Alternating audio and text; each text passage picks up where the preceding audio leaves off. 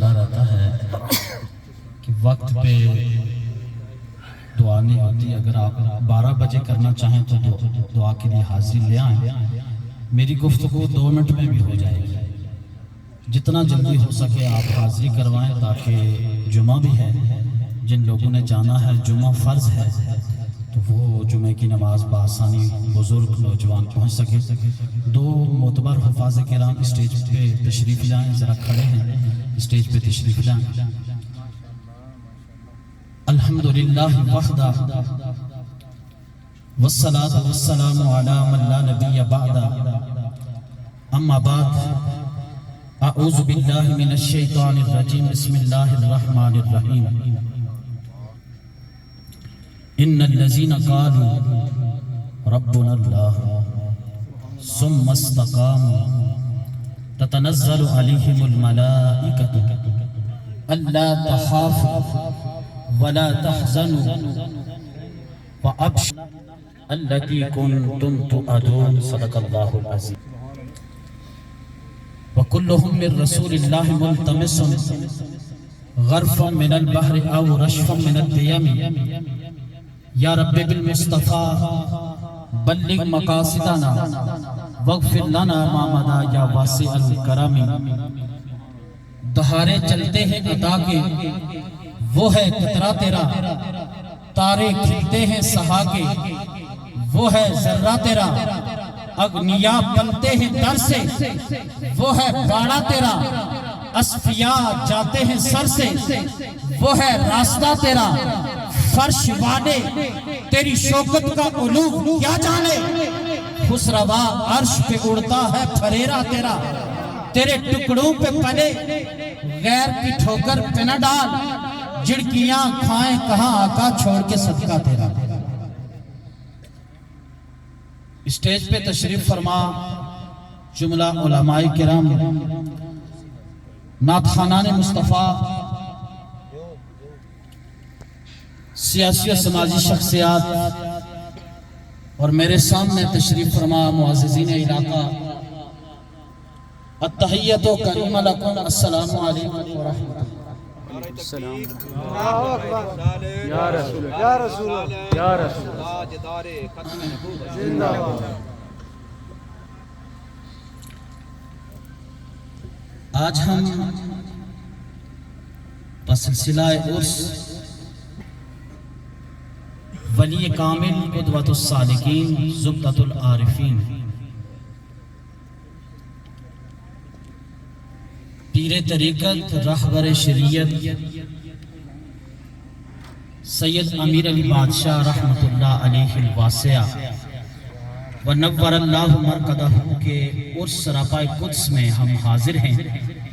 اللہ کریم ہماری اس حاضری کو باعث یمن و سعادت بنا کر ہمارے لیے کفارہ سیئات بنائے, اور اس محفل نور کو علم و ادب سے معمور فرماتے ہوئے ہمارے لیے بخشش کا حوالہ ذریعہ بنائے.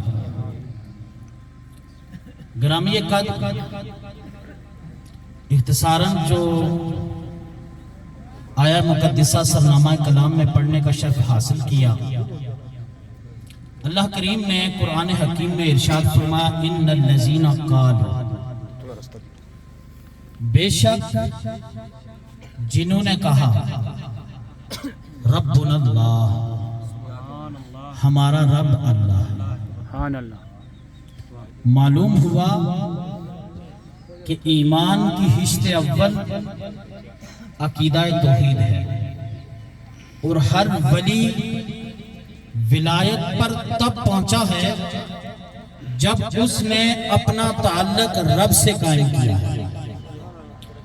اس کی زندگی رزم ہو یا بزم, کیفیات جلال ہو یا جمال, خلوت ہو یا جلوت, گھر ہو یا بار, جب رب اللہ کی چھاپ اس کے قلب و قالب پر لگتی ہے تو اللہ انہیں زمرہ صالحین میں شامل فرما دیتا ہے. عمل صالح ان کی پہچان, قرآن ان کی منزل. جب فقر و غیوری کی ڈھال زرہ پہن کر جب یہ زندگی کو سلیقہ بخشتے ہیں تو پھر ان کی کیفیت یہ ہو جاتی ہے کہ جو ان کی بارگاہ میں آتا ہے وہ خالی نہیں جاتا، سبحان وہ اللہ، کشکول فیض لے کر لوٹتا ہے۔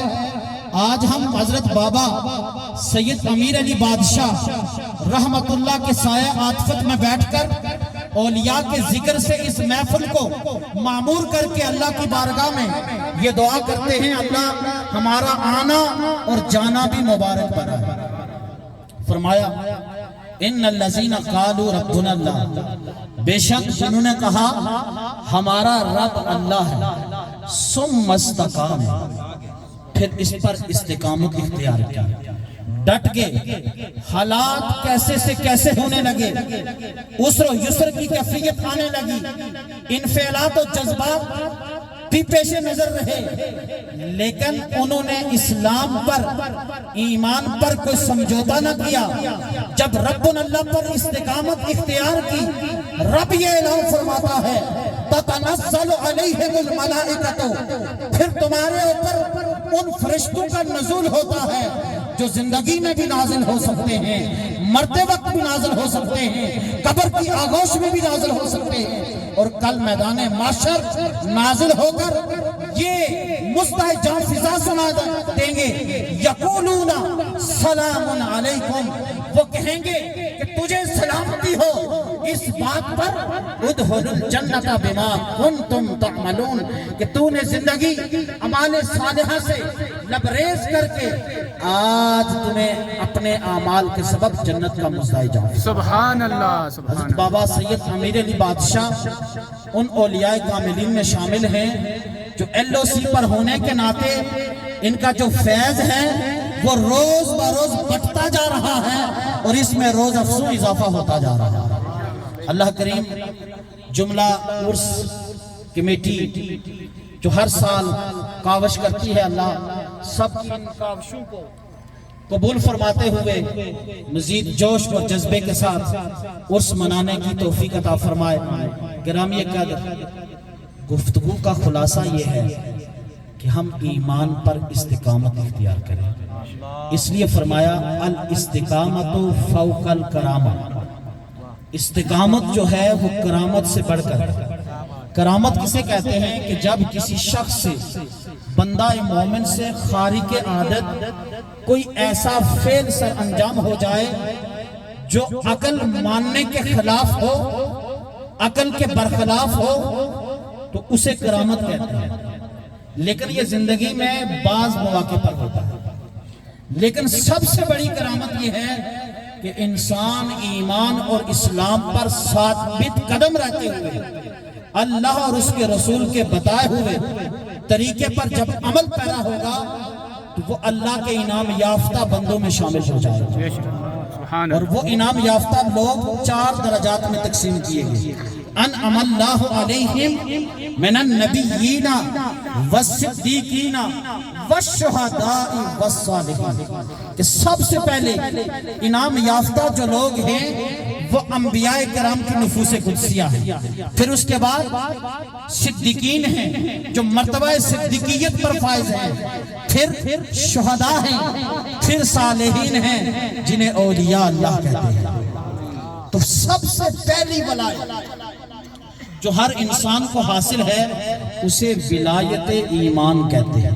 قرب کا یہ پہلا سورس ہے کہ جب آدمی دل کے پاتال سے، دل کی گہرائیوں سے، دل کے خیال سے وہ اللہ کی الوہیت اور رسول اللہ کی رسالت کا اقرار کرتا ہے، لا الہ الا اللہ محمد الرسول اللہ، تو اسے ولایت ایمان نصیب ہو جاتا ہے۔ سبحان اللہ، اور یہ وہ پہلا سورس ہے جس سے دیگر ولایت کے مدارج منتج ہیں۔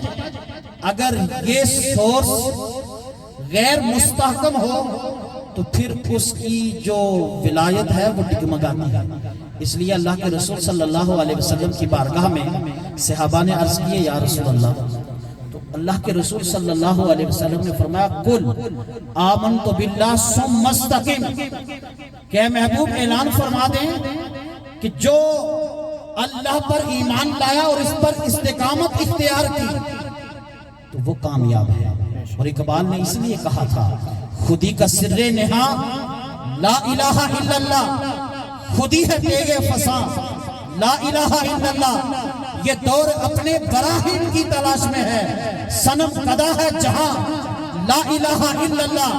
اگرچہ بدھ ہیں جماعت کی آستینوں میں، مجھے ہے حکم اعظاں لا الہ الا اللہ. اس کی تشریح پر کافی وقت لگے گا، حاضری موجود ہے کیونکہ آپ لوگ تھوڑے جذبات